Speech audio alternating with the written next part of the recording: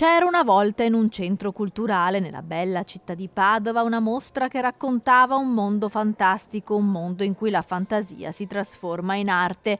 Potrebbe iniziare come una delle sue favole la mostra dedicata a Disney e al processo creativo che sta dietro al racconto animato che ha accompagnato la crescita di molte generazioni di bambini.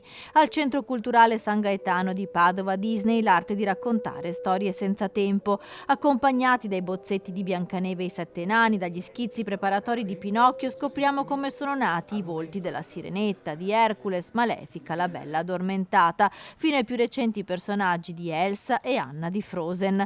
È il racconto che non si vede delle storie che tutti conosciamo attraverso i film animati Disney. Abbiamo in mostra il burattino originale che Walt Disney aveva sulle ginocchia quando nel febbraio del 40 il film esordì e ebbe la sua premiera a New York.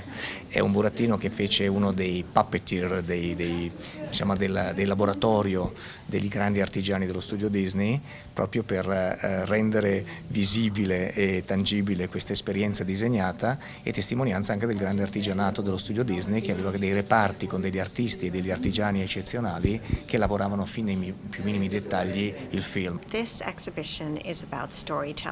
Il percorso espositivo racconta i capolavori degli Animation Studios partendo dalle origini delle storie, i miti, le leggende, il folklore, le favole, le fiabe, spiega Kristen McCormick della Walt Disney Animation Research Library.